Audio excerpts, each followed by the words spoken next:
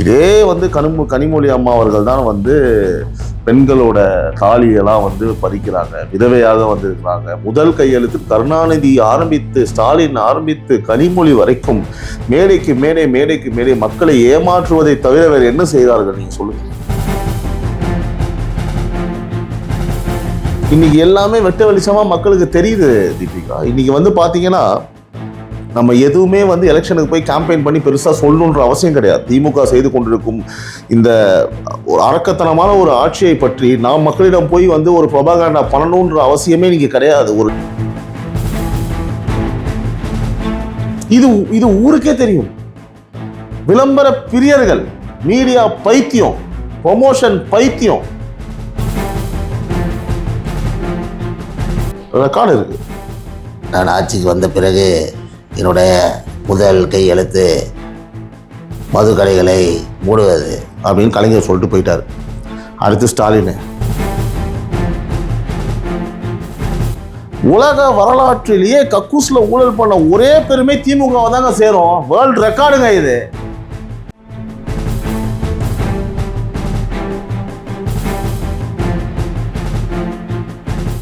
குக்கு செய்தி நேயர்களுக்கு இனிய புத்தாண்டு நல்வாழ்த்துக்கள். 2025 எப்படி உங்களுடைய ஆதரவு எங்களுக்கு கொடுத்தீங்களோ அதே போல தொடர்ந்து 2026 உங்களுடைய ஆதரவு எங்களுக்கு வேண்டும்.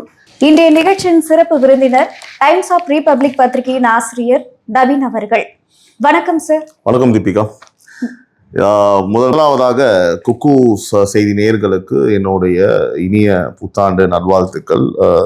எனக்கு ரொம்ப மகிழ்ச்சி உள்ளபடியே, ஏன்னா உங்களோட சேனலில் வந்து வருஷம் பிறந்து ஃபஸ்ட் வீடியோ செகண்ட் வீடியோவும் நீங்கள் போடுறீங்க அப்படின்னா அதில் பேசுவதில் எனக்கு மிக்க மகிழ்ச்சி. சொல்லுங்கள் தீபிகா. ஆனால் என்ன ஒன்று சொல்லிடுறேன், என்ன கேள்வி கேட்க போயின்னு தெரில, யாரை பற்றி எவனை பற்றி பேச போகிறோம். 1ஆம் தேதி அதுமா வந்து பார்த்தீங்கன்னா என்னென்னலாம் வந்து பார்த்தீங்கன்னா நம்ம டிஸ்கஸ் பண்ண போகிறோம்னு தெரியல. உங்கள் கேள்வியை பொறுத்து தான் இருக்குது. சொல்லுங்க சார். நீங்க சமீபத்துல வந்து திமுக மகளிர் மாநாடு வந்து நடத்தியிருந்தாங்க, அதை பார்த்திருப்பீங்க. திமுக என்ன சொல்றாங்க அப்படின்னா, இது போன்ற ஒரு பிரம்மாண்டமான மகளிர் மாநாடு எந்த கட்சியாலும் வந்து நடத்தவே முடியாது அப்படின்ற ஒரு விஷயத்த முன்வைக்கிறாங்க. இதை எப்படி சார் நீங்க பாக்குறீங்க? நான் முன்னாடியே சொன்ன மாதிரிதான், ஒரு புத்தாண்டு அதுமா வந்து பார்த்தீங்க அப்படின்னா இந்த விஷயத்தை பற்றி பேசுறதுக்கு எனக்கு வருத்தமாக தான் இருக்குது. சரியா, நல்ல விஷயங்கள் நிறைய நடக்கும்போது நாட்டில் இந்த சப்ஜெக்ட் ஆரம்பிக்கிறோம். பட் வேறு வழி கிடையாது. எந்த நிகழ்ச்சி வந்து பார்த்தீங்க அப்படின்னா அவங்க கொஞ்சம் ஓரளவுக்கு பரவாயில்ல, இல்லை குறையாக இருக்குது, இந்த குறை தான் அந்த குறை தான் திமுக எப்போ சொல்லி நீங்கள் கேள்விப்பட்டிருக்கீங்க. திமுகவை பொறுத்த அளவுக்கு ஒரு கொலை நடந்தாலுமே நீங்கள் நிகழ்ச்சி இப்படி கம்பேரிசன் நம்ம இப்படி பண்ணுவோம் தீபிகா. ஒரு கொலை நடந்தால் கூட, ஒரு கொள்ளை நடந்தால் கூட, சரியா, அதை கூட வந்து பார்த்தீங்கன்னா மிகையாக பேசக்கூடிய ஒரு இழிவுத்தனமான, அதாவது கொஞ்சம் கூட வந்து பார்த்தீங்கன்னா ஒரு மனசாட்சியின்றி, ஓகேவா, ரொம்ப கேவலமாக இழிவாக யோசிக்கக்கூடிய மூளை படைத்தவர்கள் தான் திமுக காரர்கள். ஒரு கொலை நடந்தால் கூட அதை வந்து நியாயமா, ஒரு ரேப் நடந்தால் கூட அது ஒரு நியாயமா, அவங்க பக்கம் வந்து தப்பில்லாத மாதிரி தான் பேசுவாங்க. கொலை கொள்ளை கற்பழிப்புக்கே இந்த மாதிரி முட்டு கொடுக்குறவங்க ஒரு மாநாடு நடக்கும் போது எப்படிமா அவங்க குறை சொல்லுவாங்க? அந்த மாநாட்டில் வந்து பின்னாடி பாதி சாருக்கு மேலே வந்து பார்த்தீங்கன்னா இல்லை, நம்ம உள்ளபடி உண்மையை பேசுவோம். காசு கொடுத்து கூட்டிகிட்டு வந்த கூட்டம் தான் உள்ள எல்லாருக்குமே அது தெரியும் இல்லையா? ஆனால் கொஞ்ச நேரம் உட்காந்துட்டு எல்லாருமே கிளம்ப ஆரம்பிச்சிட்டாங்க. அப்போ நான் ஒரு நியூஸ் கூட பார்த்தேன். ஒருத்தவங்க இருக்கிறாங்க, எங்கம்மா போறீங்க, என்னை கூட்டிட்டு வந்த பஸ்ஸு கிளம்பிடும், நான் அப்படியே போகணும் அப்படின்ட்டு ஒரு அம்மா என்னை கூட்டிட்டு வந்த பஸ்ஸு விட்டுட்டு போயிடுவாங்க அப்படின்னு பாவம் பரிதாபமா அந்த அம்மா வந்து போறாங்க. ஸோ இங்க வந்து பாத்தீங்கன்னா எனி பார்ட்டி, அதிமுகவா இருந்தாலும் திமுகவா இருந்தாலும் இன்றைக்கு இருக்கக்கூடிய அரசியல் சூழலில் காசு கொடுக்காம கூட்டம் வர்றது கிடையாது. ஆனால் காசு கூட்டிட்டு வந்து உட்காந்தா கூட அவனுங்க பேச்ச 10 நிமிஷத்துக்கு மேல வந்து அவனால கேட்கவே முடியல, எதிர்த்து போயிடறானுங்க. ஓகேவா? ஏதாவது ஒரு விஷயம் நடத்த வேண்டும் என்பதற்காகவே தான் இந்த மகளிர் மாநாடு என்பதை நான் பார்க்கிறேன். இந்த தடவை வந்து ரெட் கலர் சாரி கொடுத்து கூட்டிட்டு வந்திருக்காங்க. ஒரு அபாய ரெட் கலர் எது சொல்லுவோம், சரியா, ஒரு அபாய சங்கு ஒன்று கொடுக்குறாங்க மகளிர் மாநாடுல. ஒரு ரெட்டா இருக்குது, அப்படியே ஃபுல் ரெட்டு. ஓகேவா? திமுக வந்து பாத்தீங்கன்னா தமிழ்நாட்டிற்கு ஒரு அபாய சங்கு அப்படின்றத வந்து பாத்தீங்கன்னா அவங்களே ஒத்துக்கிட்டு ரெட்டு கொடுத்துட்டாங்கன்னு நினைக்கிறேன் ஃபுல்லா. அதுலயும் மீன்ஸ் போட்டிருந்தானுங்க, ஓம் சக்தி பராசக்தி கும்பல் உள்ள வந்துச்சான்லாம் சும்மா போட்டிருந்தாங்க. அதுதான் அது என்னன்னா, இதுல வந்து ரொம்ப சாமர்த்தியமானவனுங்க. அந்த விளம்பரம் பண்றதுல வந்து ப்ரொமோஷன் பண்றதுல நம்ம திமுக அடிச்சுக்க முடியாது Deepika. Red colour chair, red colour sari, லாங்ல வந்து ட்ரோன் ஷாட் வரும்போது வந்து பாத்தீங்கன்னா அங்க ஆள் இருக்கிற மாதிரி இருக்கும், இல்லாத மாதிரி இருக்கும். அந்த ரெட் வந்து ஃபில் ஆயிடும், தெரியாது. உங்களுக்கு புரியுதா? சரி, நம்ம ஒரு சீரியஸான விஷயத்தை நம்ம டிஸ்கஸ் பண்ணுவோம். நீங்க மகளிர் மாநாடுலாம் போடுறீங்க, சரி, ஆனா மகளிருக்கு என்ன நீங்க பண்ணீங்க? மகளிர் உரிமை தொகை உடனே சொல்லுவாங்க இப்போ, சரிங்களா?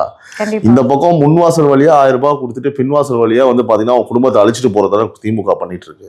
சொல்லுங்க. இதே வந்து கனிமொழி அம்மா அவர்கள் தான் வந்து பெண்களோட தாலியெல்லாம் வந்து பறிக்கிறாங்க, விதவையாக வந்து இருக்கிறாங்க. முதல் கையெழுத்து கருணாநிதி ஆரம்பித்து, ஸ்டாலின் ஆரம்பித்து, கனிமொழி வரைக்கும் மேடைக்கு மேடை, மேடைக்கு மேடை மக்களை ஏமாற்றுவதை தவிர வேற என்ன செய்கிறார்கள்? நீங்க சொல்லுங்க, நீங்க சொல்லுங்க. இன்னைக்கும் ட்ரெண்டிங்கா இன்ஸ்டாகிராம்ல வந்து அந்த ரீல்ஸ்லாம் நம்ம மக்கள் பார்த்துன்னு தான் இருக்காங்க.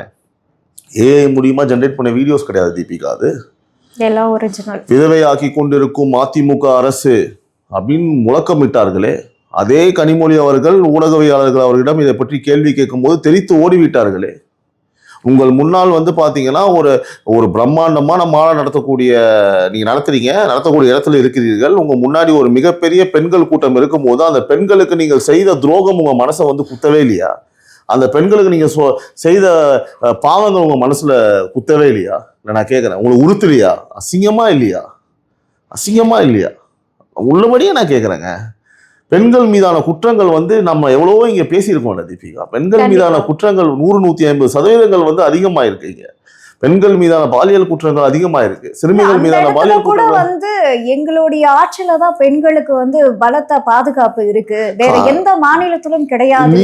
நீங்க இது போல பேசுறதுக்கு வெட்கப்பட வேண்டாமா? வெட்கப்பட வேண்டாமா? இன்னைக்கு எல்லாமே வெட்ட வெளிச்சமா மக்களுக்கு தெரியுது தீபிகா. இன்னைக்கு வந்து பாத்தீங்கன்னா நம்ம எதுவுமே வந்து எலெக்ஷனுக்கு போய் கேம்பெயின் பண்ணி பெருசா சொல்லணுன்ற அவசியம் கிடையாது. திமுக செய்து கொண்டிருக்கும் இந்த அரக்கத்தனமான ஒரு ஆட்சியை பற்றி நாம் மக்களிடம் போய் வந்து ஒரு ப்ரொபகண்டா பண்ணணுன்ற அவசியமே இன்னைக்கு கிடையாது. ஒரு சின்ன மொபைல்ல வந்து பாத்தீங்கன்னா எல்லாத்தையுமே நம்ம தெரிஞ்சுக்கக்கூடிய சூழல் இன்னைக்கு இருக்குது தமிழ்நாட்டில். அப்படி இருக்கும்போது நீங்க வந்து சும்மா அப்படி ஒரு 4 ரீல் நீங்க ஸ்வைப் பண்ணாலே இவங்க என்னென்ன சொன்னாங்க, என்னென்ன செஞ்சாங்க அப்படின்றத வந்து பொதுமக்களுக்கு வெளிப்படையாக தெரியுது. இன்னைக்கு இங்க மாற்று சக்தியாக உருவாகி கொண்டு இருக்கும் மற்ற கட்சிகள் இருக்கும் போது நீங்க இந்த மாதிரி உங்க தள்ள நீங்களே மண்ணுவாரி போடுற மாதிரி இந்த விஷயங்கள் நீங்க பண்ணும்போது உங்கள் அழிவு உறுதி செய்யப்பட்டது என்பதுதான் இதுக்கெல்லாம் வந்து எக்ஸாம்பிளா நீங்க பண்ணிட்டு இருக்கீங்க. உறுதி செய்யப்பட்டு விஜய் அவர்களுக்கு அதிகம் கூட்டம் வருது, அதை விட எங்களுக்கு அதிகம் கூட்டம் வருதுன்னு ஒரு ஸ்ட்ராட்டஜியை காமிக்கிறதுக்காகவே இதை வந்து பண்ணிருக்காங்க. நான் உங்களுக்கு முன்னாடி என்ன சொன்னேன், ஒரு வீம்புக்காக செய்ய வேணும் என்பதற்காக நாங்களும் 2 விஷயம் இருக்கு தீபிகா. அதாவது அதிமுகவை பொறுத்த அளவுக்கு நான் பொதுவாக பேசுகிறேன், எந்த கட்சியை எனக்கு தெரிந்த கருத்துக்களை நீங்கள் முன்வைக்கிறேன், சரிங்களா? அதிமுகவை பொறுத்த அளவுக்கு நிறைய விஷயங்கள் செஞ்சாங்க, ஆனா விளம்பரம் பண்ணல. திமுக பொறுத்த அளவுக்கு ஒண்ணுமே பண்ணல, ஆனா நிறைய விளம்பரம் செஞ்சாங்க. கண்டிப்பா இது ஊருக்கே தெரியும். விளம்பர பிரியர்கள், மீடியா பைத்தியம், ப்ரொமோஷன் பைத்தியம். ஒரு நாடக கம்பெனி, ஒரு சினிமா கம்பெனி தான் திமுக. இதுல மாற்று கருத்தே கிடையாது. இதை பத்தி யாரும் பேச மாட்டாங்க. ஒரு ஜேர்னலிஸ்ட்னா வந்து நியூட்ரல் ஸ்டாண்ட் எடுக்கணும், ஜேர்னலிஸ்ட்னா வந்து நம்ம இப்படி பேசக்கூடாது, ஒரு கட்சியை நம்ம சார்ந்து பேசக்கூடாது. நீ நல்லது போனா நான் பேச போறேன். கண்டிப்பா நீ வந்து ஒரு அதாவது பெண்கள் உரிமை தொகை வந்து 1000 ரூபாய், நீ வந்து மகளிர் உரிமை தொகை வந்து 1000 ரூபாய் கொடுக்குறேன்னு சொன்னேன். நல்ல விஷயம். சொல்லும் போது பரவாயில்லப்பா, எல்லாருக்கும் ஒரு 1000 ரூபாய் நம்ம வீட்டு குடும்ப பெண்கள் எல்லா பெண்களுக்கும் போய் சேருதுப்பான்னு சொன்ன. அதுக்கப்புறம் நீ என்ன சொன்ன? கம்பல் போட்டிருந்தா கிடையாது, நெத்தி சுட்டி இருந்தா கிடையாது, பைக் வச்சிருந்தா கிடையாது. எதையுமே நீங்க சொன்னது செய்யலையே. அவ்வளவும் வந்து பாத்தீங்கன்னா ஒரு சித்து வேலை தானே. இதுக்கு பேரு சித்து வேலை. இது ஏமாற்று வேலை கூட கிடையாது. ஏமாற்றாக நம்ம சொல்ல முடியாது. இது வந்து சதுரங்க வேட்டை. திமுக வந்து செய்த செயல்களை வைத்து நாம் 100 சதுரங்க வேட்டை படங்களை எடுக்கலாம் தீபிகா. 2 தான் வந்திருக்குன்னு நினைக்கிறேன். இதற்குமே அவங்க வந்து ஒரு பதில் வச்சிருக்காங்க. அப்ப பொருளாதார சூழ்நிலை வந்து பண்ண முடியும் நினைச்சுதான் நாங்க இவ்வளவு வாக்குறுதிகளும் கொடுத்தோம். ஆனா இப்ப இருக்க சூழல்ல வந்து அந்த அளவுக்கு பொருளாதாரம் நம்ம கிட்ட இல்ல, அதனால சில விஷயங்கள் பண்ண முடியாம போயிருக்கலாம். அதை 2026ல நாங்க நிறைவு செய்வோம் அப்படின்ற மாதிரி ஒரு விஷயத்த முன்வைக்கிறாங்க. உனக்கு அதுக்கான அட்மினிஸ்ட்ரேஷன் கெப்பாசிட்டி இல்லைன்னு சொல்லிட்டு போ. ஒரு தமிழ்நாட்டோட நிதித்துறை அடுத்து எக்கனாமிக்கலா என்ன டெவலப்மெண்ட் இருக்கு, என்ன வருமானம் வருது, என்ன வருமானத்தை நம்ம கொண்டு வர முடியும், எவ்வளவு இன்வெஸ்ட்மெண்ட்ஸை கொண்டு வர முடியும் அப்படின்னு தெரியாமையே, ஒரு ஐடியாலஜி இல்லாமையே நீ அப்போ பொய் வாக்குறுதிகளை கொடுத்துருக்கன்னு உனக்கு ஒத்துக்க துப்பு கிடையாது. உனக்கு அதை ஒத்துக்க துப்பு இல்லாத போது ஆனா நீ என்ன பண்ற அப்படின்னா வாக்குறுதிகளை கொடுத்துட்டு இன்னைக்கு கேவலமாக எல்கேஜி பசங்களை போல யூகேஜி பசங்களை போல அப்போ அந்த மாதிரி இருக்கும்னு நினைச்சு நாங்க சொன்னோம், இப்போ இல்லைன்னு சொல்லுவது நீயே படுத்துக்கிட்டு காரி துப்புனதான அர்த்தம். உமா நீயே காரி துப்பிக்கிற இந்த மாதிரி ஸ்டேட்மெண்ட்ஸ்லாம் வந்து மிக மிக கேவலமாக இருக்குதுங்க. கேட்கும் போது அசிங்கமாக இருக்கிறது. இவ்வளவு பெரிய ஆட்சி, இவ்வளோ உனக்கு கீழே வந்து அனுபவம் மிக்க மந்திரிகளை நீங்க வச்சிருக்கீங்க, அனுபவம் மிக்க ஆளுமைகளை நீங்க வச்சிருக்கீங்க, ஒரு மேனிஃபெஸ்டோ ரெடி பண்றீங்க. அந்த மேனிஃபெஸ்டோ நீங்க ரெடி பண்ணும் போது என்ன செயல்படுத்த முடியும், என்ன செயல்படுத்த முடியாது என்பதை நீங்க தெரிஞ்சுதானே வாக்குறுதிகளை கொடுக்க முடியும். கண்டிப்பா. நீ என்ன வந்து பார்த்த அப்படின்னா உன் கம்பெனியில வேலை செய்ய 100 பேருக்கு பொங்கல் போனஸா கொடுக்குற, இல்லைன்னா வேற ஏதாவது வந்து பாத்தீங்கன்னா ஒரு சிறப்பு தொகுப்பு ஏதாவது கொடுக்குறியா, இல்ல பொங்கல் தொகுப்பு கொடுக்குறியா? இல்ல பொங்கல் தொகுப்பு குடுக்குறீங்களா அப்படின்னு நீங்க ஒரு கேள்வி எடுத்திருக்கீங்க. எப்படி அதிமுக வந்து 2500 ரூபாய் கொடுத்தாங்களோ அவங்கள விட அதிகமா கொடுக்கணும், இந்த தடவை வந்து ஒரு 3000 ரூபாய் கொடுக்கலாம் அப்படின்ற ஒரு பிளான்லாம் வந்து இருக்கிறதா தகவல்கள். நான் என்ன சொல்றேன், நீங்க பொங்கல் தொகுப்பை பத்தி சொல்றீங்க. இன்னைக்கு வந்து கடந்த 2-3 நாட்களாக ஆசிரியர்களோட பணி நியமனம் வந்து பாத்தீங்க அப்படின்னா எவ்வளவு பெரிய ஒரு துப்புரவு பணியாளர்கள், தூய்மை பணியாளர்களை தொடர்ந்து இப்ப ஆசிரியர் நடக்கக்கூடிய போராட்டம் வந்து எவ்வளவு ஒரு சென்சிட்டிவான செவிலியர்கள் எவ்வளவு சென்சிட்டிவான ஒரு விஷயம் இல்லமா. அது அழுகுறாங்கம்மா, அழுது கஷ்டப்பட்டு வேதனைப்பட்டு அவங்க வந்து இன்டர்வியூஸ்லாம் கொடுக்கும் போது நாங்க படிச்சிருக்கோங்க, இவ்வளவு படிப்பு படிச்சிருக்கோம், எங்களுக்கு எதுக்குங்க இலவசம், எங்களுக்கு எதுக்கு இலவசம், நான் வாங்கிக்கிறேன், நான் பஸ்ஸில் டிக்கெட்டு கொடுத்து நான் டிராவல் பண்றேன், எனக்கு எதுக்கு 1000 ரூபாய், எனக்கு வேண்டாம், எனக்கு வாழ்வாதாரத்தை கொடு, நான் பொழைக்கிறதுக்கான வழியை செஞ்சு கொடு, நீ என்ன சொன்னியோ அதற்கு செய்ய. ஆனா ஆசிரியர்களுக்கு இது பயன்படலைனாலும் வந்து ஏழை எளிய மக்களுக்கு இது பயன் உள்ளதா இருக்கணும் ஒரு விஷயம் வந்து முன்வைக்கிறாங்க. ஆமா, நீங்க ஒரு விஷயம் புரிஞ்சுக்க மாட்டீங்கம்மா. இன்னைக்கு நம்ம தமிழ்நாட்டில் வந்து 75 முதல் 80% பேர் வந்து மதுவும் அருந்திட்டு இருக்காங்க. அதான் புரிஞ்சுக்கோங்க, சரிங்களா? இன்னைக்கு நீங்க 1000 ரூபாய் கொடுக்கறதா சொல்றத ஒத்துக்கிற 1000 ரூபாய் கொடுக்குறீங்க. ஆனா ஏழை வீட்டுல வந்து கூலி தொழில் செய்யறவங்களும் சில பேர் வந்து ஏதோ ஒரு வேலை சுமை காரணமாக இருக்கிறவங்க அவங்க உடம்பு வலிக்கோ இல்ல தேவைக்கோ இல்ல பழக்கத்தினாலோ மது போதைக்கு மது பிரியர்கள் இருக்கதானே செய்யறாங்க.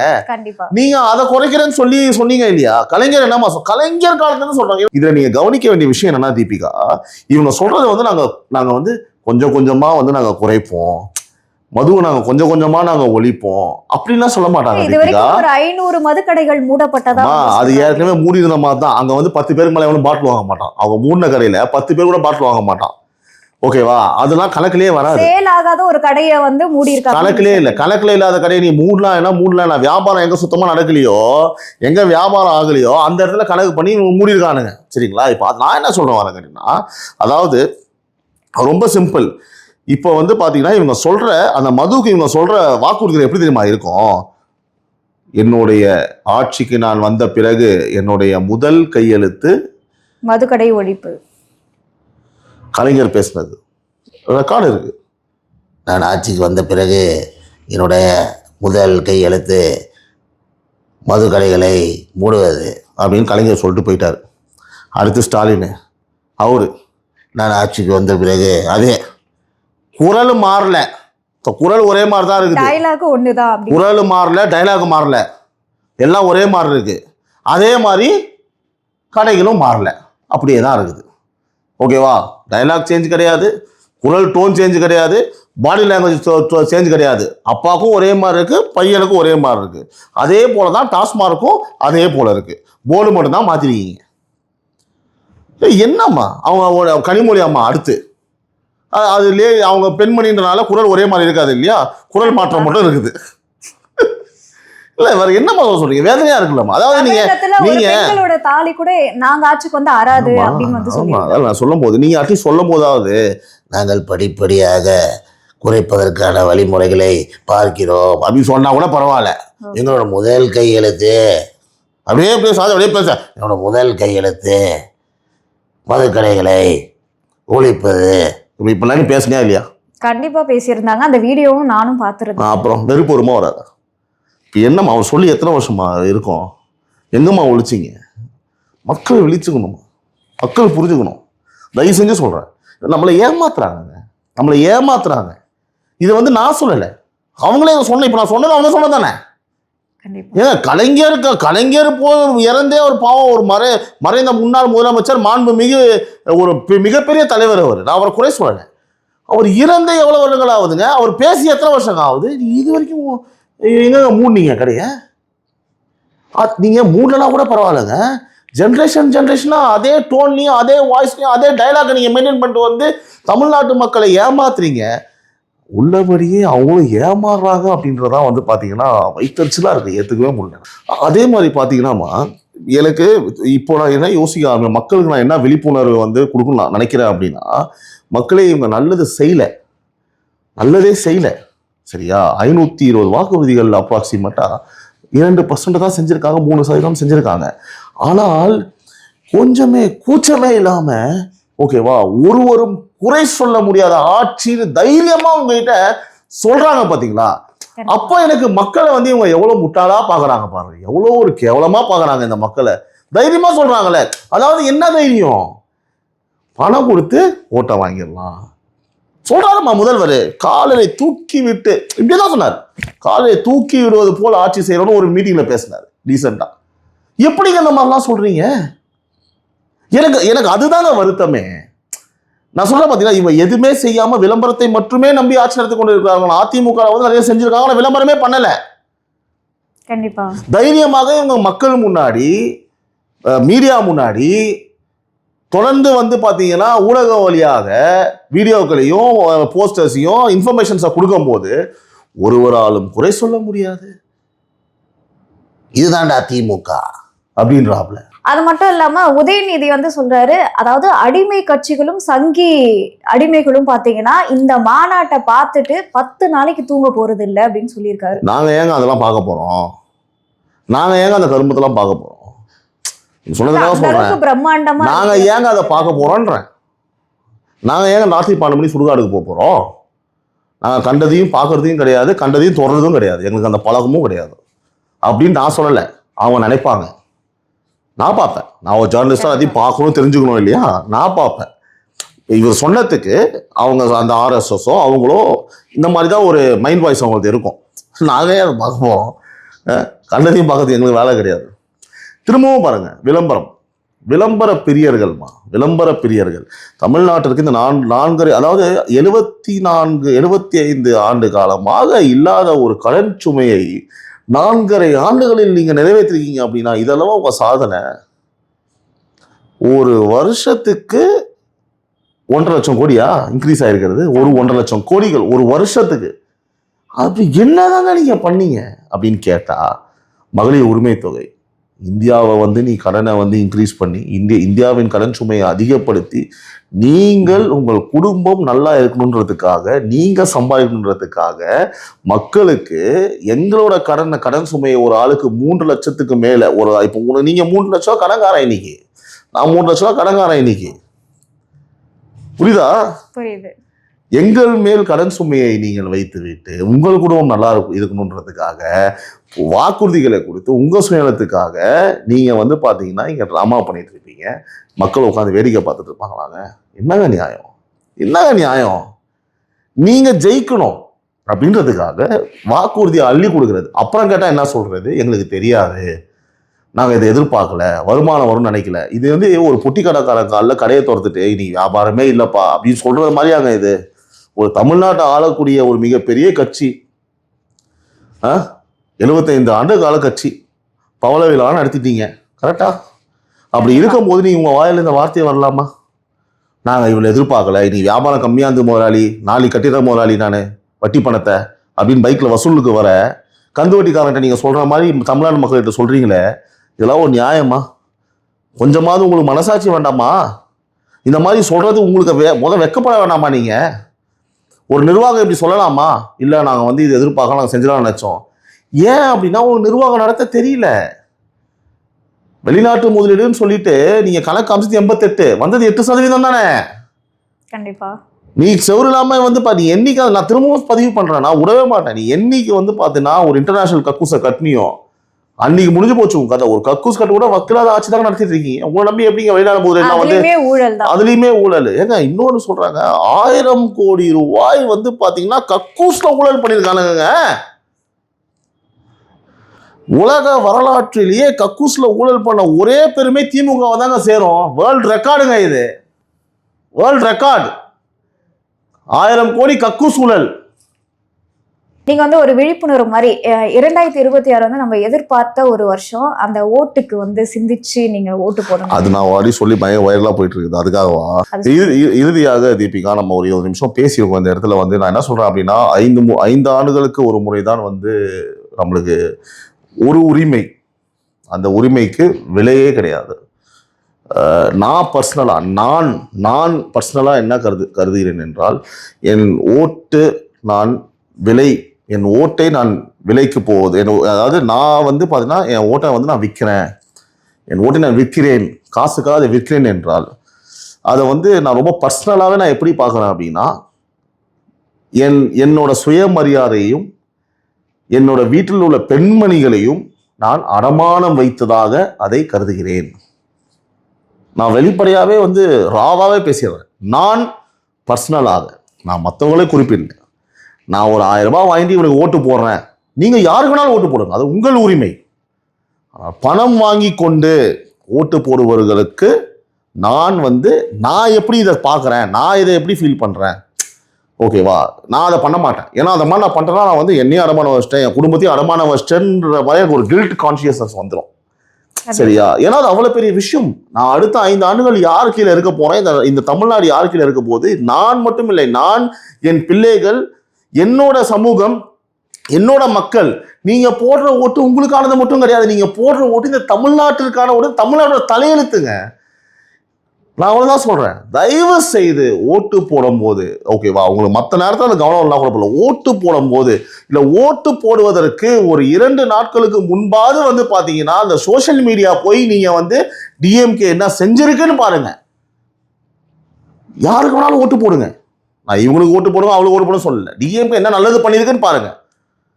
ஆட்டோமேட்டிக்கா சோசியல் மீடியா காரி துப்பிடும். கண்டிப்பா. அதையும் வந்து நாஞ்சில் சம்பத்தோட சொல்வது போல துப்புனா தொடச்சுப்பேன் அப்படின்னு நீ தொடச்சிட்டு போய் டிஎம்கே ஓட்டு போட்டாலும் சரி, இல்லை ஓட்டு போட்டாலும் சரி, அதில் உங்களோட விருப்பம். ஆனால் டிஎம்கே கூட ஓட்டு போடுங்க, யாருக்குனா ஓட்டு போடுங்க, ஆனா காசு வாங்கி கொண்டு ஓட்டு போடாதீர்கள். கண்டிப்பா. அப்போ 2026 வந்து நமக்கான இயர் அப்படின்றதான் நீங்க வந்து சொல்லுங்க. 2026 மக்களுக்கான ஒரு ஆட்சி அமைய வேண்டும், மக்களுக்கான ஒரு வருடமாக இருக்க வேண்டும். அடுத்த 5 ஆண்டுகள் மக்களுக்கான ஒரு வருடமாக இருக்க வேண்டும். நிச்சயமாக தமிழகத்துக்கு ஒரு மாற்றம் வர வேண்டும் என்பது பல தரப்பில் எதிர்பார்க்கப்படுகிறது. அது எல்லாமே நம்ம கையில, ஒவ்வொரு இண்டிவிஜுவல் கையிலையும் இருக்கு. தயவு செய்து புரிந்து கொள்ளுங்கள். காசை வாங்கிட்டு ஓட்டு போடாத. இல்லைன்னா காசை, சில பேர் அந்த காசை நம்ம காசு தானே அப்படின்னு நினைக்கிறீங்களா? இது வந்து நான் சொல்றேன், வாங்கிக்கோங்க. வாங்கிட்டு நல்லது பண்ணாங்களா பண்ணலையான்றதை பார்த்துட்டு ஓட்டு போடுங்க. உங்களோட நேரத்தை ஒதுக்கி பல்வேறு கேள்விக்கு விளக்கம் அளிச்சிருக்கீங்க, அதற்கு நன்றி. நன்றி தீபிகா.